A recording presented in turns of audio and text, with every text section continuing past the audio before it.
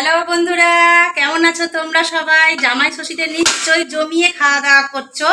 আমার শখের রান্নাঘরে নিয়ে চলে এসেছি, দেখো তোমাদের সকলের প্রিয় ইলিশ মাছ। আজ এই ইলিশের রেসিপি তোমাদের জন্য আমি সাজিয়ে এনেছি আমার এই শখের রান্নাঘরে।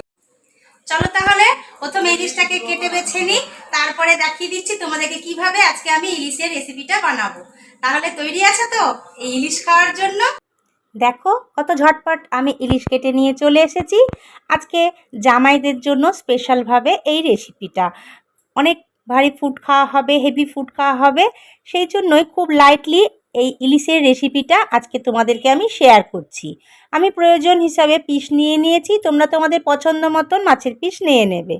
এবার আমি এর মধ্যে দিয়ে দিয়েছি, দেখো প্রথমে লবণ, এবার দিয়েছি হলুদ, আর দিয়ে দিচ্ছি লঙ্কা গুঁড়ো। পরিমাণটা কিন্তু এমনভাবে দিতে হবে যাতে পরে আর তোমরা কোনো কিছু অ্যাড না করো।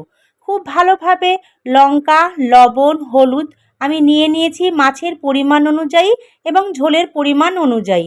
এবার খুব ভালোভাবে এটাকে ম্যারিনেট করে নেব। তার আগে আমি একটা কড়াই দেখো বসিয়ে দিয়েছি গ্যাসের ওপরে গরম হওয়ার জন্য। এবার এর মধ্যে দিয়ে দিচ্ছি সর্ষের তেল।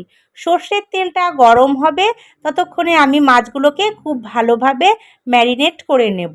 সমস্ত তেলটা আমি ছড়িয়ে দিলাম কড়াইয়ে, এটা গরম হতে থাকুক, ততক্ষণ আমি মাছগুলোকে খুব ভালোভাবে ম্যারিনেট করে নিই। এইভাবে রেসিপিটা যদি তোমরা ট্রাই করো, তারপরে খেয়ে বলবে আমার কমেন্ট বক্সে যে কেমন হয়েছিল এই ইলিশের রেসিপিটা। খুব ঝটপট রান্না হয়ে যাবে, কারণ জামাই ষষ্ঠীতে ভ্যারাইটিস ধরনের আমাদেরকে আইটেম বানাতে হয় জামাইদের জন্য, সেই জন্যই তার মধ্যে ইলিশ তো থাকবেই। আর এই যদি ঝটপট রান্না হয়ে যায় ইলিশটা এই পদ্ধতিতে, তাহলে তো কোনো কথাই নেই।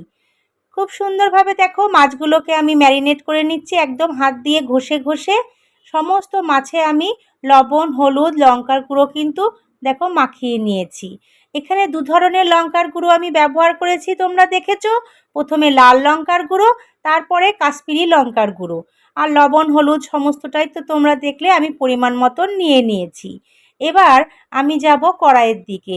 কড়াইয়ের তেলটা গরম হয়ে গেছে, আমার ম্যারিনেটও হয়ে গেছে মাছগুলো। এবার আমি ওই তেলের মধ্যে দিয়ে দেব কালো জিরে ফোড়ন। আমি কালো জিরে ফোড়ন দিলাম, আর দিয়ে দেব কটা কাঁচা পাকা লঙ্কাকে চিড়ে ফোড়নের মধ্যে। খুবই স্বাদের হয় এই রান্নাটা, আর ঝটপট হয়েও যায়। এবার আমি একটু ঢেকে দিলাম লঙ্কাগুলো যাতে না ফেটে ছিটকে যায়। কিছুক্ষণ পর ঢাকনা তুলে দেখো আমি এর মধ্যে অ্যাড করে দিচ্ছি জল। আমি মাছের পরিমাণ অনুযায়ী এখানে ছোটো মগের 1 মগ জল দিয়ে দিলাম। তোমাদের মাছের পরিমাণ বেশি বা কম থাকলে জলটা কম বেশি তোমরা করে নেবে। আমি 2 থেকে 3 মিনিট হাই ফ্লেমে জলটাকে ফুটিয়ে নিয়েছি।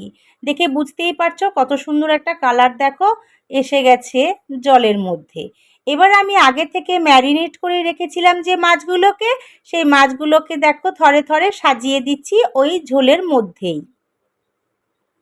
একটু অবাক লাগছে তোমাদের জানি, কিন্তু তোমরা প্রথম থেকে শেষ পর্যন্ত যদি ভিডিওটি স্কিপ না করে দেখো, তাহলেই বুঝতে পারবে কত সহজে একটা সুস্বাদু রেসিপি ইলিশের তোমরা পেতে চলেছো। যে থালাটায় আমি মাছগুলোকে ম্যারিনেট করেছিলাম, আমি থালাটায় অল্প জল দিয়ে ধুয়ে দিয়ে দিলাম কড়াইয়ের মধ্যে। আমার কাজ কিন্তু এখানে আপাতত শেষ।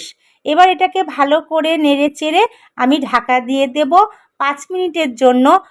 গ্যাসের ফ্লেমটাকে মিডিয়াম টু লো করে ফিরে আসছি 5 মিনিট পর। 5 মিনিট দেখো হয়ে গেছে, আমি এবার ঢাকনাটা তুলে নিচ্ছি। দেখে বুঝতেই পারছো কত সুন্দর একটা রং এসেছে, আর গন্ধটাও কিন্তু বের হওয়া শুরু করেছে। এমতো অবস্থায় মাছের অপর পিঠটা যাতে খুব ভালোভাবে কুক হয়, সেই জন্য খুব সাবধানে এটাকে উল্টে দিতে হবে। মনে রাখতে হবে কিন্তু মাছটা কিন্তু ভাজা নয়, কাঁচা, তাই ভেঙে যাওয়ার চান্সটা থাকে। তাই খুব সাবধানে তোমাদেরকে মাছের পিসগুলোকে উল্টে দিয়ে আবারও ঢাকা দিয়ে দিতে হবে কড়াইটাকে। এবার গ্যাসের ফ্লেমটাকে আমি আরেকটু বাড়িয়ে দেব, এবার ঢাকা দিয়ে দেব। অপূর্ব একটা গন্ধ কিন্তু বের হয়ে গেছে অলরেডি এই রান্না থেকে। এবার দেখো আমি আরও 3 থেকে 4 মিনিট মতন এটাকে ফুটিয়ে নিয়েছি খুব ভালোভাবে। দেখে বুঝতেই পারছো কত সুন্দরভাবে মাছগুলো দেখো রান্না হয়ে গেছে। অপূর্ব গন্ধ বের হয়েছে। ইলিশ মাছের নিজস্ব একটা স্বাদ আছে বলে খুব বেশি মশলা দিয়ে এটা রান্না করলে কিন্তু ভালো লাগে না। আমরা ইলিশ মাছের নানা ধরনের পদ্ধতিতে করে থাকি রান্নাটা, পাতুরি, সর্ষে বাটা, বেগুন দিয়ে নানান ধরনের। কিন্তু এই রেসিপিটা প্লিজ তোমরা ট্রাই করো, তাহলে বুঝবে কতটা সুস্বাদু হয়। আমার রান্না অলমোস্ট হয়ে গেছে। এবার একটা পাত্রের মধ্যে দেখো আমি নামিয়ে নিচ্ছি ইলিশ মাছটাকে।